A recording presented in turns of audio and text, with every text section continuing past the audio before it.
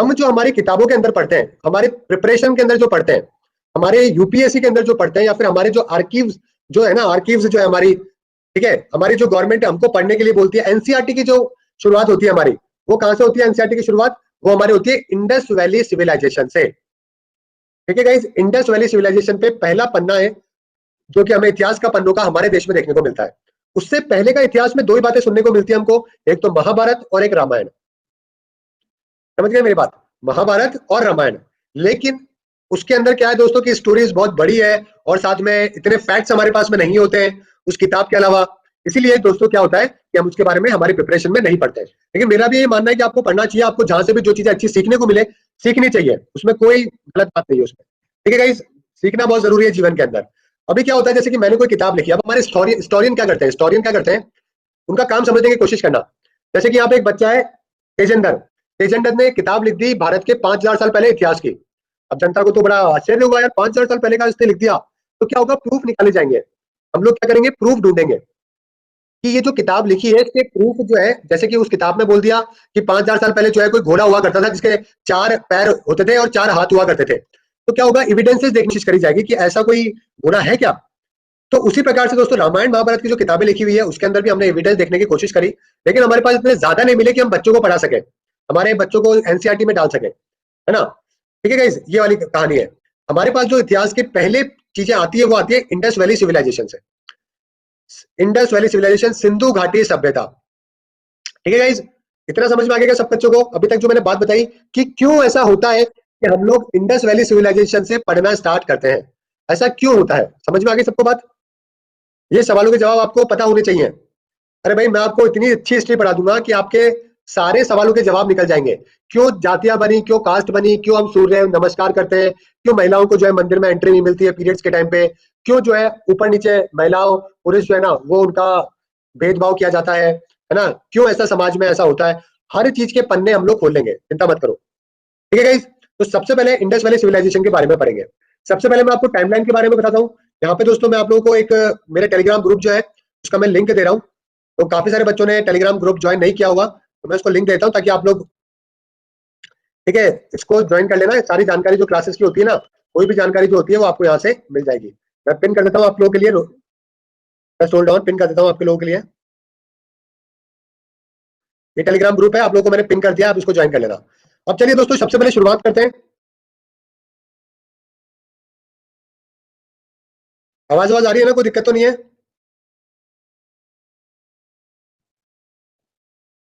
हाँ, ठीक है गाइस, चलिए बहुत अच्छी बात है। हाँ, अब देखिए सबसे पहले हम स्टार्ट करेंगे इतिहास की टाइमलाइन देखेंगे। टाइमलाइन क्या होती है कि कौन पहले आया और कौन बाद में आया। अरे भाई, हमें इतिहास में पढ़ना क्या है ये तो पता होना चाहिए ना। हम हमारे भारतीय इतिहास को दोस्तों 3 पार्ट में डिवाइड करते हैं। हम हमारे भारतीय इतिहास को 3 पार्ट में डिवाइड करते हैं। सबसे पहले दोस्तों हमारा कौन सा? प्राचीन भारत, जिसको हम लोग बोलते हैं एशियंट इंडिया, प्राचीन भारत। ठीक है गाइज, क्या डेट है प्राचीन भारत की? 2350 से लेकर 2350 बीसी से लेकर दोस्तों कहां तक होता है हमारा प्राचीन भारत? 750 एडी तक, यानी कि दोस्तों नियर बाय। ठीक है, मैं यहाँ पे एक बार कमेंट आप लोगों के जो है वो डिसेबल कर रहा हूँ गाइज, हाँ, ताकि आप लोग जो अच्छी तरीके से कंसंट्रेट कर सको। तो 2350 बीसी से लेकर दोस्तों, ओके, एक मिनट रुकिए, 2350 बीसी से लेकर 750 एडी तक हम लोग प्राचीन भारत पढ़ते हैं। यानी कि जब मैं ये बोलूंगा कि आज आपका एशियंट इंडिया प्राचीन भारत खत्म हो गया है, तो समझ जाइएगा कि आज हम लोग 750 एडी पे पहुंच चुके हैं। फिर आता है दोस्तों हमारा मध्य भारत, जिसको हम बोलते हैं मिडाइवल इंडिया। 750 एडी से कहां तक है दोस्तों? आप इसको 1707 तक ले सकते हैं, या फिर आप इसको बैटल ऑफ प्लासी जो है ना, बैटल ऑफ बक्सर तक ले सकते हैं। ठीक है गाइज, उसके बाद आते हैं दोस्तों अपना मॉडर्न इंडिया।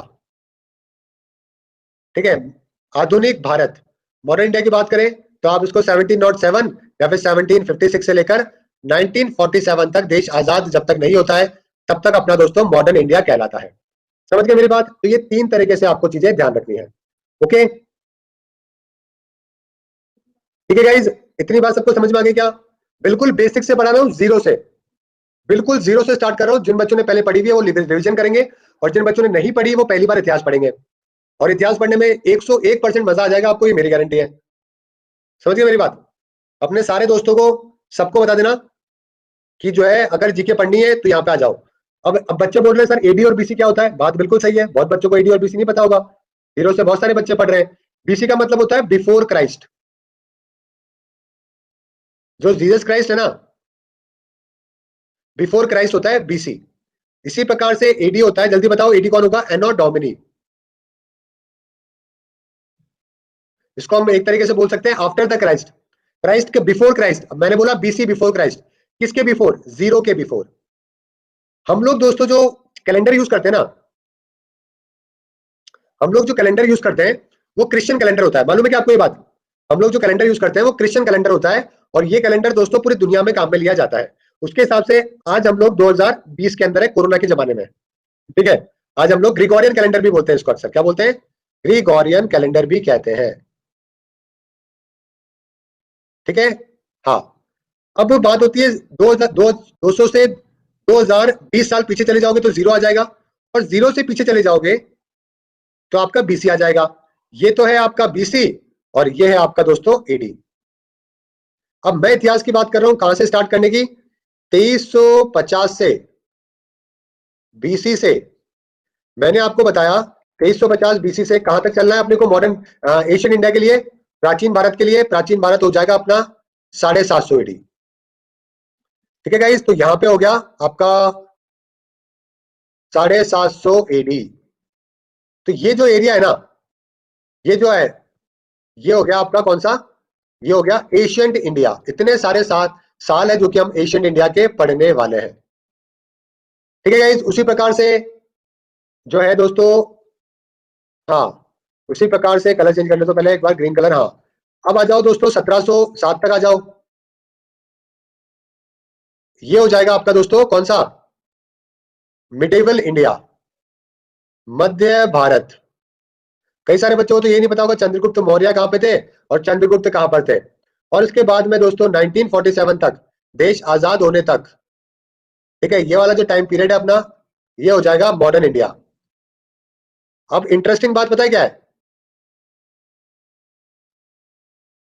अब इंटरेस्टिंग बात पता है क्या है? कि आपको लग रहा होगा ना कि सर ये वाला एरिया तो बहुत बड़ा है तो इसमें तो बहुत टाइम लगेगा, है ना, एशियंट इंडिया में तो, समझ रहे हो? उसके बाद में मिडाइवल है, फिर मॉडर्न है, लेकिन है उल्टा। सबसे ज्यादा टाइम लगता है दोस्तों, जो कि लगता है मॉडर्न इंडिया के अंदर,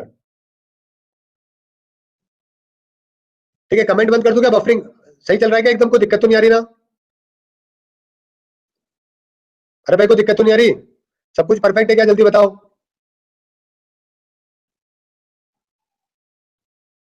परफेक्ट है, परफेक्ट है, थोड़ी देर में सेव हो जाएगा। कमेंट डिसेबल कर दिया मैंने, ठीक है? आपको मेरे ख्याल से दिक्कत नहीं आएगी, ठीक है? चलो, अब ये बात समझ में आ गई इतनी सबको कि कौन सा एशियंट इंडिया होता है, कौन सा मिडिवल होता है, और कौन सा बॉर्डर होता है।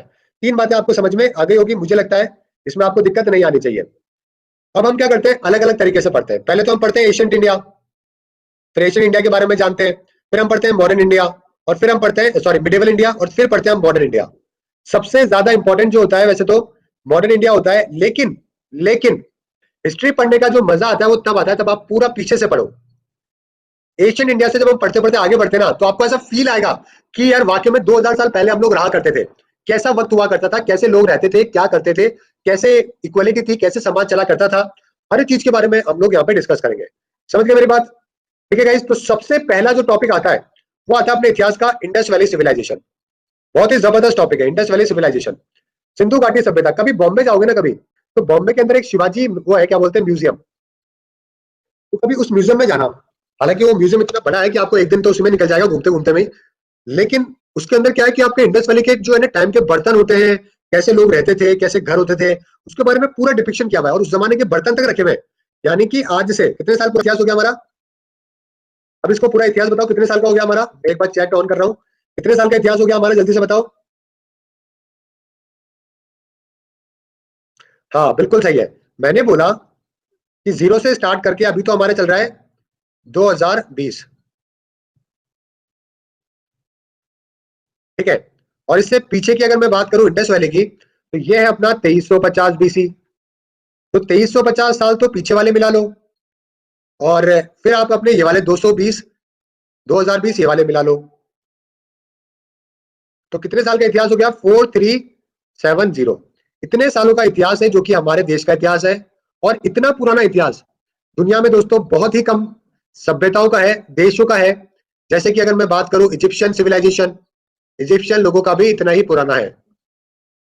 चाइनीज सिविलाइजेशन, मेसोपोटामिया, समझ रहे हो, मेसोपोटामिया, और साथ में अपने इंडस हो गई। तो ये चार बड़ी सभ्यताएं दोस्तों हमको उस जमाने में देखने को मिलती थी। ओके गाइज, और इन सभ्यताओं का जो है कि जो है वो हमारे बराबर ही मानी जाती है, यानी कि इतना पुराना इतिहास है जो कि माना जाता है। बाकी सब ये जो है ना, जो देश है ये सब इनका इतना पुराना इतिहास नहीं है, ये लोग अभी कुछ सालों में बने। लेकिन हमारे भारत की बात करें तो दोस्तों बहुत ज्यादा पुराना हमारे भारत का इतिहास है। 4370 सालों का इतिहास है जो कि आप लोग दोस्तों पढ़ने वाले हैं। और पढ़ने के बाद आपको पता लगेगा कि भारत का कितना जबरदस्त वर्चस्व है जो कि हमारा हुआ करता था, समझ गए। और हम लोग क्या आ गए, ऊपर से नीचे की तरफ आ गए, समझ गए। जैसे कि हम लोग पहले यहाँ पे हुआ करते थे अगर एशियन के टाइम पे, तो हम लोग नीचे आ गए मिडेवल के टाइम पे, और फिर एक बार ऊपर भी गए, लेकिन फिर जो धमाके से नीचे पड़े मॉडर्न के टाइम पे, वो बहुत ही खतरनाक। इसका कारण क्या रहा? मॉडर्न के अंदर दोस्तों हमारा सबसे बेकार पीरियड, वर्स्ट पीरियड माना जाता है मॉडर्न इंडिया। इसका कारण क्या रहा? ब्रिटिशर्स। ये ब्रिटिशर्स जो है इतने ज्यादा कमीने हुआ करते थे, मतलब पूरा निचोड़ के खा गए हमारे देश को। इसलिए सबसे बोलते हैं वर्स्ट पीरियड जो है ना हमारे इतिहास का, वो मॉडर्न इंडिया है। हमारे इतिहास का सबसे स्वर्णिम युग कौन सा है? गोल्डन पीरियड जिसको हम कहते हैं, golden period of Indian history कौन सा है? वो है अपना दोस्तों गुप्त वंश। गुप्त वंश दोस्तों, गुप्ता डायनेस्टी जो थी ना, ये हमारा दोस्तों गोल्डन पीरियड हुआ करता था, क्योंकि उस जमाने में हमने हमारे देश में आर्यभट्ट, वाहनवीर, कालिदास, ठीक है, और भी बहुत सारे बड़े बड़े लोग जो है दुनिया के, वो हमारे देश में रहा करते थे। तो इसीलिए हम इसको बोलते हैं golden period of Indian history, क्योंकि उस जमाने में, मैं बात कर रहा हूँ गुप्त वंश की। गुप्त वंश कब थे? 300 से लेकर 500वीं सेंचुरी में, 319 से लेकर 550 एडी। ये जो 200 साल का टाइम पीरियड था ना, इसमें हमने साइंस हो गया, मैथमेटिक्स हो गया, एस्ट्रोनॉमी हो गया, ग्रामर हो गया, ओके, इन सब के अंदर जो है वो बहुत जबरदस्त जो है हमने काम किया था। ओके, इस वजह से दोस्तों हम इसको गोल्डन जो है वो कहते हैं, golden period of Indian history कहते हैं। ठीक है गाइस, अब अपन आते हैं दोस्तों अपने सबसे पहले इंडस वैली सिविलाइजेशन के। इसके अलावा मैं आपको एक बात और बता देता हूँ कि सबसे पहले जब हम लोग पढ़ रहे हैं दोस्तों इतिहास के पन्नों को, जब हम लोग खोल रहे हैं इतिहास के पन्नों को, तो हम लोग जा रहे हैं दोस्तों 2000 साल से नहीं, सीधे 4000 साल पहले जा रहे हैं। 4000 साल पहले क्या होता था वो हम लोग यहाँ पे दोस्तों जानने वाले हैं, पढ़ने वाले हैं, और पेपर में सवाल भी वही आएंगे।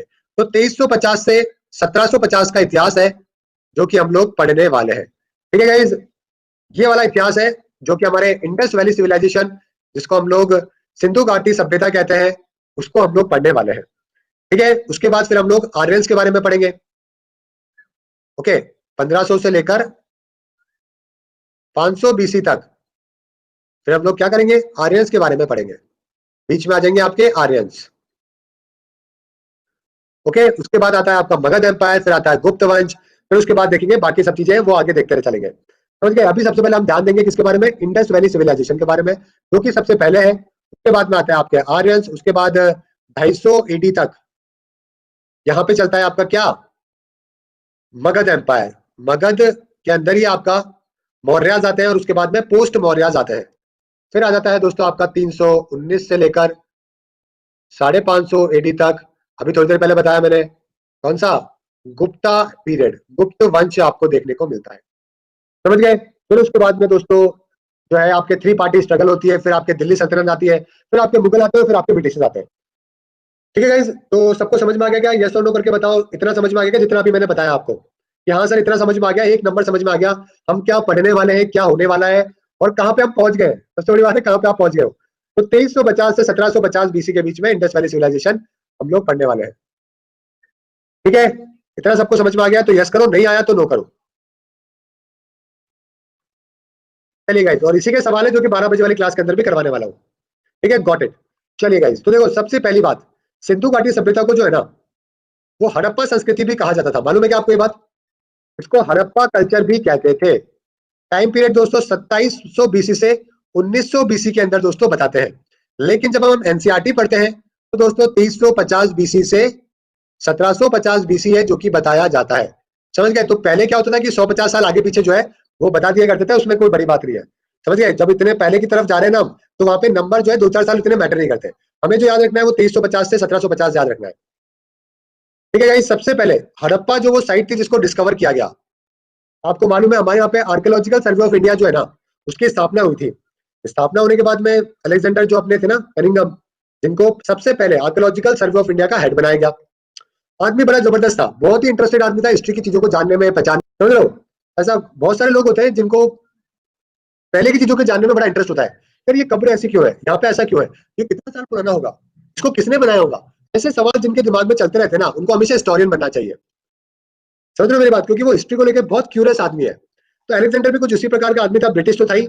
1875 के टाइम पे दोस्तों अलेक्जेंडर के द्वारा, ठीक है, इसको पता किया गया, अलेक्जेंडर ने इसको पता किया गया था। और इसीलिए इसको हम क्या मानते हैं, फादर ऑफ इंडियन आर्कियोलॉजी भी मानते हैं। किसको? अलेक्जेंडर कनिंघम को। समझ गए मेरी बात? अलेक्जेंडर कनिंघम पहला डायरेक्टर था एसीआई का, फादर ऑफ इंडियन आर्कियोलॉजी भी जानते हैं हम इसको। और इसने दोस्तों उस टाइम पे डिस्कवरी की पहली नींव है जो कि रखी थी। ओके, ये आपको ध्यान रखना है। ये देखिए पूरा का पूरा मैप है आपके इंडस वैली सिविलाइजेशन का। देखो, एक बात और आपको इंटरेस्टिंग से बताता हूं यहाँ पे, कि जो वर्ड सुनते हैं ना आप लोग, हिंदू वर्ड सुनते हो, हिंदू, ये हिंदू कोई वर्ड है ना, कोई संप्रदाय नहीं है।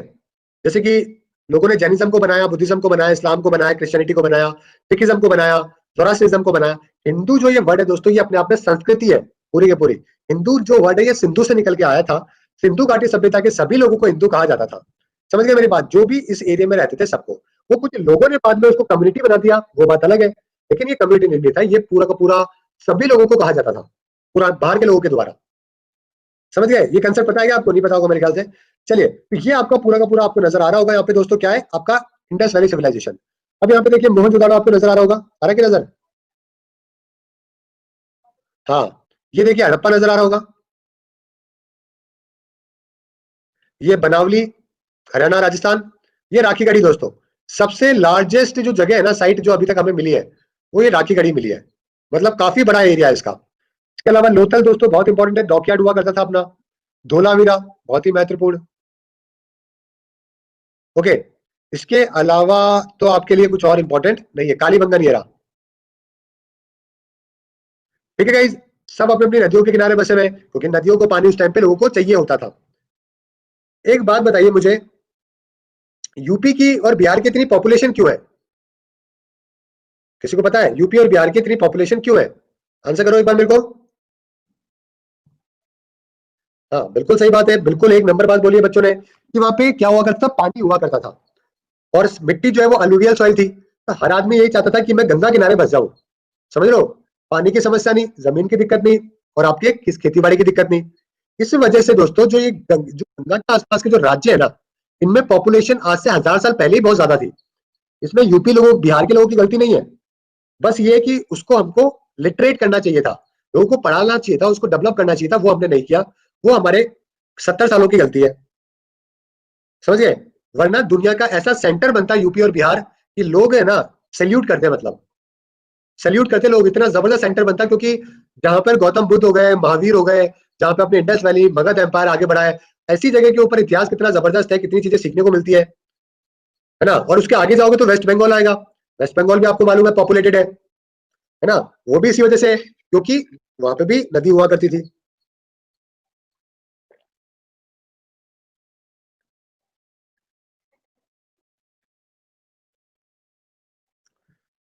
ठीक है गाइस, चाइना में क्यों है, चाइना में नदियां नहीं हो सकती क्या? हमारे यहाँ पर ही है क्या? ठीक है, ये हो गई अपनी बात, अपने ये सारे के सारी हो गई अपनी कौन कौन सी इंडस वैली सिविलाइजेशन की साइट, जो कि अपने को पढ़नी होती है। दानो, ये जो मैंने मार्क करी ना, ये इंपॉर्टेंट है। ठीक है गाइस, अब सबसे पहले देखते हैं इनको डिस्कवर जो किया गया, वो किसके द्वारा डिस्कवर किया गया। पेपर में डायरेक्टली सवाल बनता है। ठीक है, हड़प्पा साइट डिस्कवर किसके द्वारा? दयाराम साहनी के द्वारा दोस्तों करी गई। ओके, पंजाब वाले एरिया के अंदर 1921 में।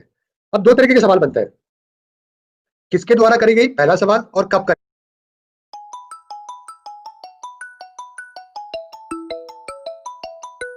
समझ गए मेरी बात। उसके बाद करेंगे दोस्तों मोहनजोदाड़ो।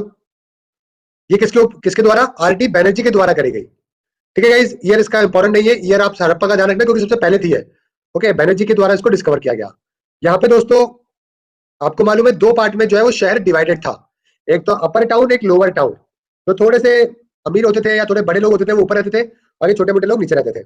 ये इंडस वैली के टाइम पे भी डिफरेंशिएशन था, थोड़ा बहुत था, ऐसा नहीं है कि दुनिया में कभी भी डिफरेंशिएशन नहीं हुआ है, डिफरेंशिएशन हुआ है भाई, ऐसा नहीं है। तो उस जमाने में भी दोस्तों, अरे मोहनजोदाड़ो पिक्चर देखी होगी ना, ऋतिक रोशन जो है वो नीचे से ऊपर जाता है, कितने बच्चों ने देखा है मोहनजोदाड़ो मूवी, कितने लोगों ने देखी है?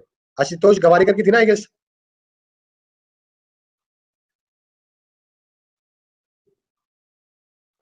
ठीक है, 50% बच्चों ने देखी है, कोई बात नहीं, ऐसे कोई ज्यादा जबरदस्त पिक्चर भी नहीं है कि देखने की जरूरत पड़े आपको। ठीक है, तो उस मूवी के अंदर दिखाते हैं मतलब ये बात कि किस तरीके से वो नीचे रहता है, नीचे से ऊपर जाता है, ऊपर जो लोग हैं वो थोड़े से उसको अलग तरीके के मिलते हैं, थोड़े से वो थोड़े से क्या होता है, रिचर सेक्शन के टाइप के लोग होते हैं। समझ गए मेरी बात? ये वाली बात आपको यहाँ पे ध्यान रखनी है। ओके, चलिए अब एक बार नदियां भी देख लेते हैं, कौन सी नदी के ऊपर क्या है। मोहनजोदाड़ो आप देख रहे होंगे दोस्तों, इंडस नदी के किनारे पे है। दिख रहा है आपको? इंडस नदी के। हड़प्पा की बात करें तो हड़प्पा रावी नदी के है, रावी नदी के तट पर है। ओके, कालीबंगन जो है यहाँ पे घाघर नाम की नदी हुआ करती थी, जिसको सारा ठीक है सरस्वती भी बोलते थे, उसके ऊपर है ये कालीबंगन। ओके गाइस, और लोथल वोथल की बात करें तो आप देख सकते हैं इसके पास से जो है माही और साबरमती रिवर आपको देखने को मिलेगी। हालांकि उस जमाने में माही और साबरमती रिवर थे, जिसके कोई ज्यादा कुछ हमें एविडेंसेस मिले नहीं है। ओके, लेकिन फिर भी पूछ लिया जाए तो आप आंसर कर सकते हैं, कोई दिक्कत नहीं है। ठीक है गाइस, आगे बढ़ते हैं। अब देखो उस जमाने में लोग कितने जबरदस्त लोग थे, कितने जबरदस्त लोग थे यार, आज से 4,500 साल पहले भी ये लोग इतने डेवलप थे। आपको मालूम है क्या, मैंने जितनी भी आपको सभ्यताएं बताई थी ना, चाइनीज, इजिप्शियन, उनमें से सबसे डेवलप जो थी ना, मोस्ट डेवलप, वो पता है कौन से लोग थे? इंडस वैली सिविलाइजेशन के। ये लोग मोस्ट डेवलप्ड उस जमाने में हुआ करते थे। इनके पास में क्या नहीं था, देखो सोचो, देखो ये लोग जो है लाल मिट्टी के बर्तन बनाया करते थे, ठीक है, स्टोन के वेल्ट हो गए, सील हो गई, साथ में बेड, दाढ़ी वाड़ी जो है ना अपनी, उसके एविडेंसेस मिले अपने, वो दाढ़ी वाला बाबा भी मिला है ना, मोदी जी मिले अपने को, यहाँ पे देखेंगे मोदी जी के बारे में। ठीक है, कॉपर के टूल्स मिले, कॉपर के टूल्स यानी कि कॉपर के हथियार टाइप चीजें मिली है, ब्लेड मिली है हमको यहाँ पे, कॉपर मिला है हमको यहाँ पे, ब्रॉन्ज मिला है, सिल्वर मिला है, गोल्ड मिला है हमको यहाँ पे दोस्तों। यहाँ पे एक चीज नहीं मिली, वो क्या नहीं मिली? आयरन नहीं मिली हमको, आयरन नॉट फाउंड, ध्यान रखिएगा। बाकी सारों के अंदर आयरन को भी मत लगा देना आंसर में, आयरन उस टाइम पे नहीं मिला था। आर्टिफिशियली प्रोड्यूस क्या करते थे दोस्तों? फ्रेंड्स जो होते हैं ना, जाले वाले लगाते हैं वो, हैंडीक्राफ्ट के अंदर लोग बड़े दोस्तों जबरदस्त होते थे। आपके बुनकर उनकर जो टाइप लोग होते हैं ना, ये बहुत जबरदस्त थे ये लोग। और साथ में रॉ मटेरियल को इंपोर्ट करवाया करते थे, आज भी हम इंपोर्ट करवाते हैं, पहले भी इंपोर्ट करवाते थे। अब ये इंपोर्ट कहां से? समुद्र के रास्ते से हुआ करती थी। समझ रहे हो मेरी बात? समुद्र के रास्ते से इंपोर्ट करवाया करते थे। ठीक है गाइस, ये देखिए आपके सामने मेरे रियल फोटोज दिखा रहा हूं मैं आपको। ये देखिए ऐसे बर्तन की तो डिजाइन करी हुई है यार, कितनी बड़ी बात है। आज आप और मैं डिजाइन नहीं कर सकते ऐसे, जो आज से 4370 ईयर पहले लोगों ने किए हुए थे। ये देखो कुछ सील्स भी मिले हमको यहाँ पे, सील्स हमारे उसकी तरह एक तरीके से, कॉइन की तरह एक तरीके से है। ओके, बहुत सारे जानवर इसके ऊपर बने हुए, लेकिन हमें जो समझ में आता है वो इसके अंदर सबसे ज्यादा बुल जो है ना, वो हमको समझ में आता है। बुल हमको बहुत जगह पे देखने को मिलता है सील के अंदर। ठीक है, ये देखिए हमको दोस्तों हल का उपयोग जो है उस जमाने में किया करते थे। कैसे पता लगा? कि हमें दोस्तों कुछ मिट्टी के ये कोई डिजाइन मिले, उसके अंदर एक आदमी जो है ना, दो बैल को बांध के हल चला रहा है, तो इससे हमें पता लगता है कि उस जमाने में लोग हल भी चलाया करते थे।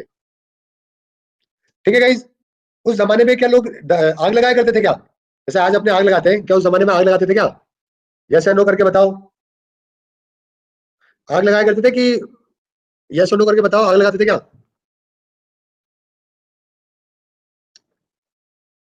बताओ भाई, किसको क्या लगता है, कैसा लगता है? यस या नो?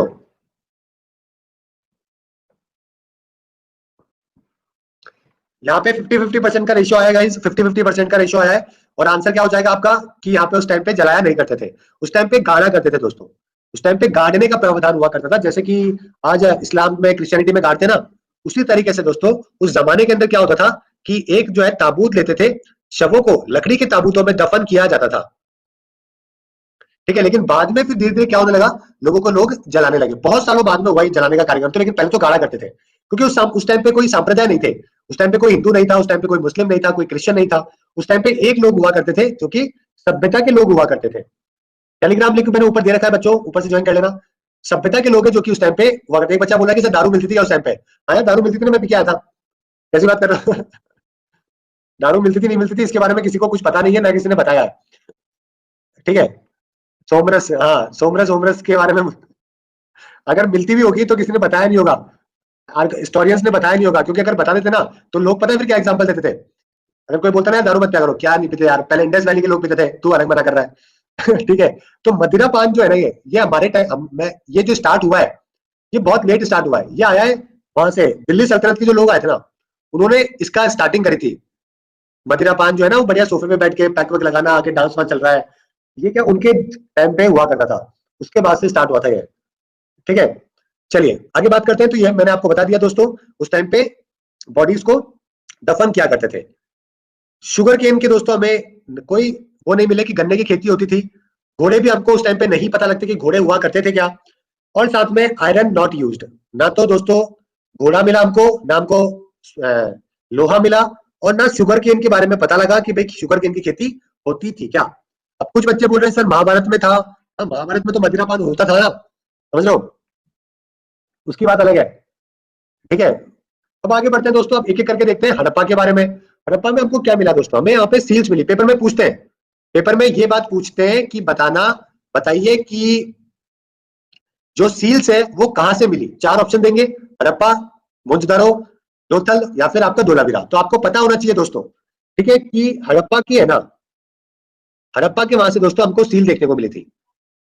और जो रावी नदी है उसके तट के बाहर की तरफ जो है एक किला जो है वो बनाया हुआ था। किला मतलब सिटाडेल, ऊपर की तरफ लोग रहते थे ना, वो वाले लोग। उसी प्रकार से मोहनजोदड़ो का भी पेपर में पूछते हैं, बहुत बार सवाल आता है, 50 बार, कि ग्रेट बात कहां पे होती थी। ग्रेट बात क्या होती थी, ये कैसे होती थी, बताओ भाई। ग्रेट बात,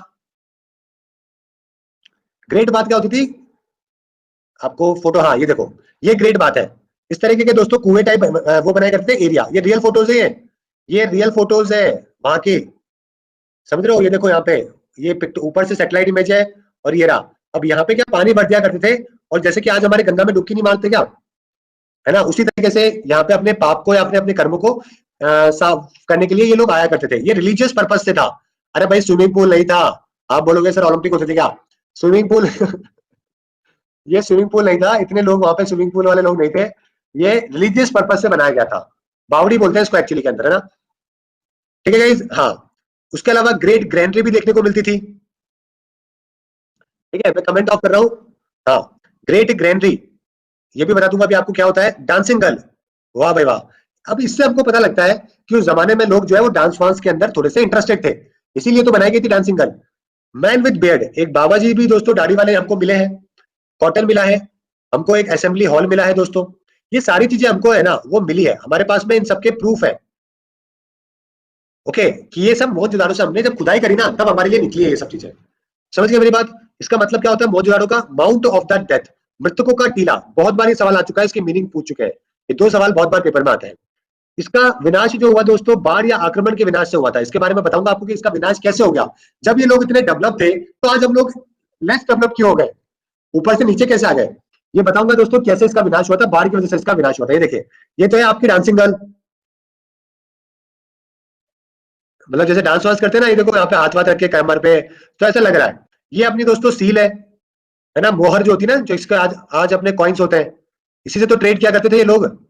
ये अपने मोदी जी है, उस जमाने में भी देखो मोहनजोदड़ो के टाइम पे पिंग जो है ना, प्रीस्ट किंग, ठीक है। तो ये हमको मोदी जी जैसे लग रहे हैं ना ये लोग। मतलब एक बार तो इसके ऊपर वो भी आया था, किसी ने बोल दिया कि मोदी जी तो हमारे उसी जमाने से जी रहे हैं, ठीक है। तो ऐसा नहीं है, ये मैन विद बेड बोलते हैं इसको एक्चुअली में ना। दिल पे मत लेना, ठीक है, जोक सपाट, ठीक है गाइस। ये देखिए, ये कुछ इस तरीके का हुआ करते थे। नेक्स्ट बात करते हैं चनहू दारो। पेपर में ध्यान रखिएगा, जो चीज जहां से मिली है उसके बारे में पेपर में पूछते हैं, ठीक है गाइस, उसके बारे में पेपर में पूछते हैं। ये देखो काफी सारे बच्चे हैं जो कि अभी लेट ज्वाइन कर रहे हैं क्लास को। गाइस लेट मत की बता रहा हूँ फिर से, टाइम पे क्लास को ज्वाइन किया करो, 11 बजे ज्वाइन कर लिया करो, क्लास को बीच में मत छोड़ के जाया करो। अरे भाई रेगुलर 3 महीने का चैलेंज एक्सेप्ट कर रहे हो कि नहीं कर रहे हो, पहले मुझे ये बताओ। 3 मंथ चैलेंज है, 11 बजे 12 बजे डेली क्लास करनी है। कुछ भी हो जाए, साम दाम दंड भेद, चाहे आंधी आए तूफान आए कुछ भी आए, मैं मेरा कमिटमेंट भी निभाऊंगा, आप अपने कमिटमेंट निभाओगे। अगर बच्चे यहाँ पे कम हुए तो फिर मेरे पढ़ाने का मतलब नहीं है। जब तक 5-10 हजार बच्चे लाइव आके नहीं पढ़ रहे तब तक मुझे लगता नहीं कि मेरी कोई यूटिलिटी है, मतलब इतना कुछ करने का कोई ज्यादा मतलब हो रहा है, ठीक है, तो एक बार बता दो मेरे को कि भाई चैलेंज को एक्सेप्ट कर रहे हो कि नहीं कर रहे हो, यस करके बताओ मेरे को पहले तो।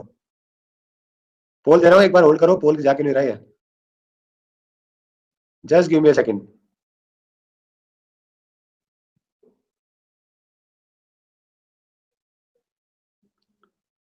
एक मिनट।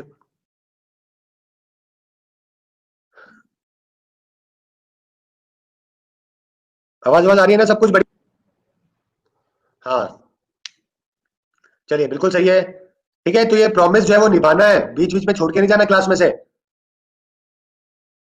ठीक है, प्रॉमिस है सबका? थम्स अप करो एक बार, प्रॉमिस है तो। यहाँ सर 3 महीने रेगुलर क्लास करेंगे। Give me thumbs up. चलिए, ठीक है, आगे बढ़े। हाँ, ठीक है गाइस, तो अब आगे बढ़ते हैं दोस्तों अपने चन्हू दारो की तरफ। चन्हू दारो की बात करें तो बैंक ऑफ इंडस रिवर के ऊपर है, इंपॉर्टेंट बात है, ध्यान रखिएगा। कौन सी रिवर है? इंडस रिवर के ऊपर है। ये भी डिस्कवर किया गया किसके द्वारा? गोपाल मजूमदार के द्वारा, और इसके द्वारा मेकी के द्वारा। ठीक है गाइस, और यहाँ पे झनकर संस्कृति देखने को मिलती है। झनकर और जुकर संस्कृति एक्चुअली में क्या होती है? ये हड़प्पा से भी पहले का टाइम पीरियड जो होता था ना, उस जमाने में जैसे लोग रहा करते थे, उस संस्कृति हुआ करती थी झनकर और जुकर संस्कृति। बाकी इसमें कुछ भी इंपॉर्टेंट नहीं है। ठीक है,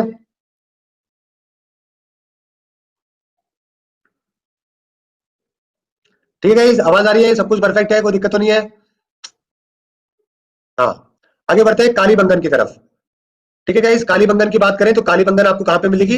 राजस्थान के कौन सी रिवर है? घाघर रिवर है दोस्तों। और डिस्कवर किसके द्वारा? ए घोष के द्वारा किया गया। सवाल अपना अपने आप में है, कालीबंगन कौन से जगह पे है और किसके द्वारा डिस्कवर किया गया?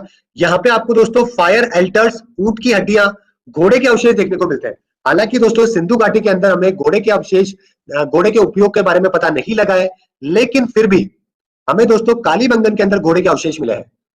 और इसको दोस्तों तीसरी राजधानी के रूप में जाना जाता था। पहले तो हो गए आपकी हड़प्पा मोहनजोदड़ो, और तीसरी आपकी कालीबंगा। तो तीसरी कैपिटल है जो कि इसको माना करते थे। ठीक है गाइस, कोई दिक्कत तो नहीं है? आवाज आवाज आ रही है परफेक्ट? एक बार मैं रिफ्रेश कर रहा हूँ गाइस जल्दी में। हाँ, ठीक है, सब कुछ परफेक्ट है ना? एक बार मुझे यस करके बताओ, यस करके बताओ कि हाँ सर एवरीथिंग इज परफेक्ट, आवाज आवाज सब कुछ परफेक्ट है, कोई दिक्कत नहीं है। ठीक है, तो ये बात आपको यहाँ पे ध्यान रखनी है कि कौन सी जगह कहां पे मिली। पेपर में सिंपल सा सवाल आ जाता है कई बार कि बताइए फायर अल्टर्स जो है ना, वो आपको कहां पर देखने को मिले थे। ओके, इस तरीके के सिंपल से सवाल। और उस टाइम पे दोस्तों बहुत ही कंफ्यूज हो जाते हैं हम लोग, और समझ ही नहीं आता कि क्या आंसर करना है। तो ये बात दिमाग में अपने होनी चाहिए। ओके, ये बात अपने दिमाग में होनी चाहिए। ठीक है गाइस, एक बच्चा बोल रहा है कि सर ये ग्रेट ग्रैंडरी जो है वो क्या था? बताओ भाई, देखो ग्रेट ग्रैंडरी कुछ नहीं है, एक मिस्टीरियस बिल्डिंग होती है जो कि काफी लंबी होती है। समझ रहे हो? एक हॉल होता है ना बड़ा सारा, जिसमें दीवार होती है, उसको अपन ग्रेट ग्रैंडरी कहते हैं। ओके, मैं आपको इसकी इमेज दिखा देता हूँ ग्रेट ग्रैंडरी की, ये होती क्या है। इसको एक्चुअली में क्या, इसके बारे में ज्यादा जानकारी है नहीं लोगों को कि ये क्यों बनाई जाती थी। तो हम लोग ग्रेट ग्रैंडरी के अंदर ये मानते हैं कि ये क्या किस लिए बनाई जाती थी। ये एक तरीके से टाउन हॉल की मीटिंग मीटिंग कंडक्ट करने के लिए होती थी। समझ गए? तो मैं आपको इसको एक बार दिखा देता हूँ कि कैसा होता है ग्रेट ग्रैंडरी। सेकंड, मैं आपको फोटो में दिखा देता हूँ, फोटो में फिर आपको दिक्कत नहीं आएगी याद करने में।